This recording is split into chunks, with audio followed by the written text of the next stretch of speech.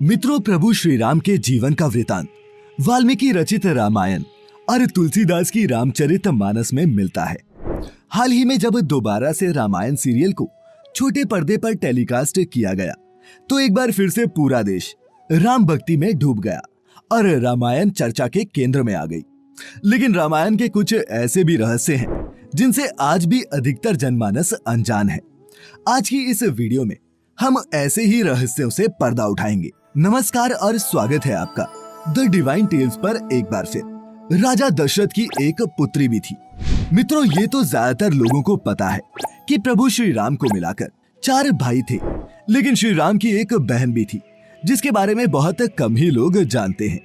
उनका नाम शांता था और वह उम्र में चारों भाइयों से बड़ी थी। उनकी माता कौशल्या थी और एक मान्यता के अनुसार एक बार की बात है, अंग देश के राजा रोमपद और उनकी पत्नी वर्षिनी अयोध्या में पधारे। वो निसंतान थे।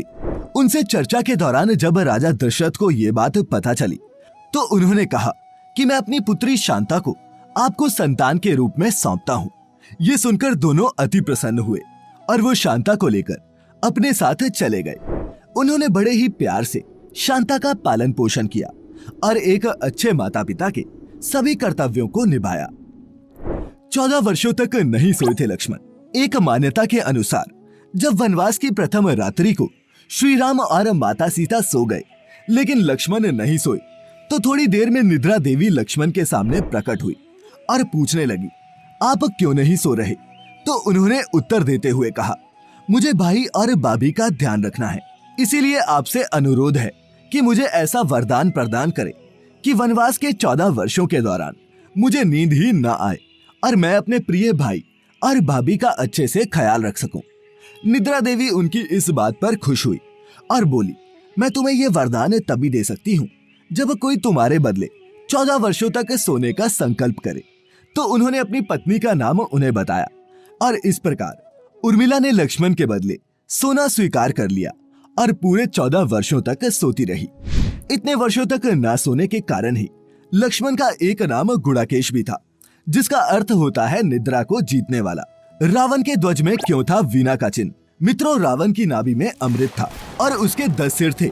ये बात तो अधिकांश लोग जानते हैं, मगर क्या आपको पता है कि रावण के ध्वज में प्रतीक के रूप में वीणा होने का कारण क्या था? असल में रावण एक उत्कृष्ट वीणा वादक था और उसे कला में भी बहुत रुचि थी। इसी कारण उसके ध्वज में प्रतीक के रूप में वीणा अंकित थी। रावण बहुत अच्छी वीणा बजा तो लेता था, लेकिन उसने अपनी इस कला का ज्यादा प्रदर्शन कभी नहीं किया, इसीलिए इसका उल्लेख कम ही मिलता है। इतना क्यों सोता था कुंभकर्ण? मित्रों, कुंभकर्ण रावण का छोटा भाई था।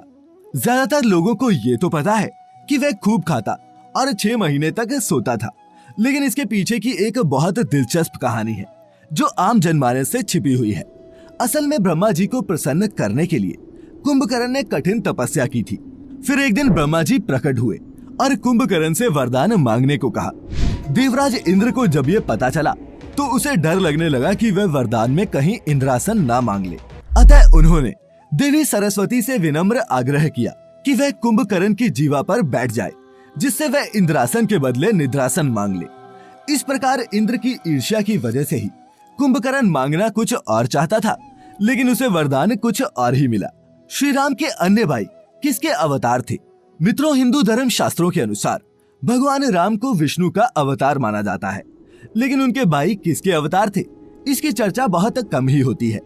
मित्रों, अगर आप इसके बारे में नहीं जानते तो बता दें कि लक्ष्मण को भगवान के वाहन शेषनाग का अवतार माना जाता है, जबकि भरत और शत्रुघ्न को सुदर्शन चक्र और शंखशैल का अवतार माना गया है।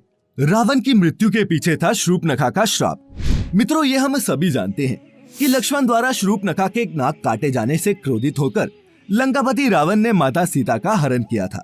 लेकिन आप में से बहुत कम ही लोग ये जानते होंगे कि उसकी बहन शूर्पणखा ने भी लंकापति रावण को सर्वनाश हो जाने का श्राप दिया था, क्योंकि रावण की बहन के पति का नाम विद्युत था और वह कालकय राजा का सेनापति था। रावण जब विश्व विजय पर निकला तब उसका राजा कालकय से भी युद्ध हुआ था। तब उसने इस युद्ध में अपने बहन के पति विद्युत को मार दिया था, जिससे रावण की बहन शूर्पणखा बहुत दुखी हुई और उसने मन ही मन रावण को श्राप दिया था कि एक दिन मेरे ही कारण तेरा सर्वनाश होगा। लंका में बिना अन्न जल के कैसे रही देवी सीता। एक दिन अशोक वाटिका में राम के वियोग में शोक में डूबी हुई देवी सीता ने अन्न जल को त्याग दिया था। ये देखकर ब्रह्मा जी घबरा गए और उन्होंने इंद्र को देवी सीता के खाने का प्रबंध करने को कहा। ब्रह्मदेव के आदेश का पालन करते हुए देवराज इंद्र विशेष खीर से भरा हुआ कटोरा और निद्रा देवी संग लंका पहुंचे।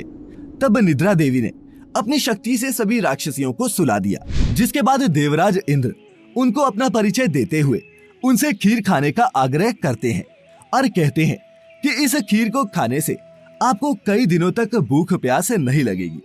तब देवी सीता ने इंद्र के कहने पर इंद्र के द्वारा लाई गई उस खीर को खा लिया था। और मित्रों, इसी कारण देवी सीता 2 माह तक उस अशोक वाटिका में भूखी प्यासी रह पाई। सीता से पहले भी रावण ने किया था एक नारी का अपहरण। रावण द्वारा छल पूर्वक सीता हरण के प्रसंग के बारे में तो मित्रों हम सभी जानते हैं, लेकिन आनंद रामायण के अनुसार रावण ने न केवल सीता देवी का अपहरण किया था, बल्कि एक बार कौशल्या का भी अपहरण किया था। असल में ब्रह्मा जी ने रावण को पहले ही ये बता दिया था कि दशरथ और कौशल्या का पुत्र उसकी मृत्यु का कारण बनेगा।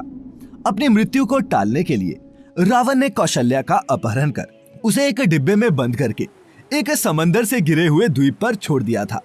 बाद में दशरथ बहुत कठिनाइयों को पार करते हुए उस द्वीप पर पहुंचे और कौशल्या को सकुशल बचाकर अपने महल लेकर आए थे। वाल्मीकि रामायण में नहीं मिलता लक्ष्मण रेखा प्रकरण। मित्रों, भगवान राम ने जब वन में मारीच नामक राक्षस पर बाण से प्रहार किया तो उसने अपनी माया के जरिए राम जैसी आवाज निकाली, जिसको सुनकर सीता परेशान हो गई और लक्ष्मण से राम के पास जाने को कहा। जबकि लक्ष्मण उस माया को समझ रहे थे। उन्होंने सीता जी को कई बार समझाने की कोशिश भी की, पर वो मानने को तैयार ही नहीं हुई और लक्ष्मण से तुरंत राम जी के पास जाने को कहा। इसके बाद लक्ष्मण ने झोंपड़ी के चारों ओर एक रेखा खींची और माता सीता से अनुरोध किया कि वे रेखा के अंदर ही रहें और यदि कोई बाहरी व्यक्ति इस रेखा को पार करने की कोशिश करेगा तो वह जलकर भस्म हो जाएगा। इस प्रकरण के संबंध में अज्ञात तथ्य ये है मित्रों कि इस कहानी का वर्णन वाल्मीकि रामायण में नहीं मिलता, लेकिन रामचरितमानस के लंका कांड में इस बात का उल्लेख रावण की पत्नी मंदोदरी द्वारा किया गया है। तो मित्रों, ये थी रामायण की वो घटनाएं जो काफी महत्वपूर्ण थी, लेकिन जिनका जिक्र कम ही होता है। उम्मीद करते हैं कि आपको हमारी आज की ये वीडियो पसंद आई होगी। अगर आई हो तो इसे लाइक और ज्यादा से ज्यादा शेयर करें। ऐसे ही और भी आध्यात्मिक और धार्मिक जानकारियों के लिए हमारे YouTube चैनल द डिवाइन टेल्स को सब्सक्राइब करना ना भूलें और Facebook पर देखने वाले लाइक करें हमारा Facebook page the divine tales Hindi. फिलहाल आज के लिए इतना ही। अब इजाजत दें। आपका बहुत बहुत शुक्रिया।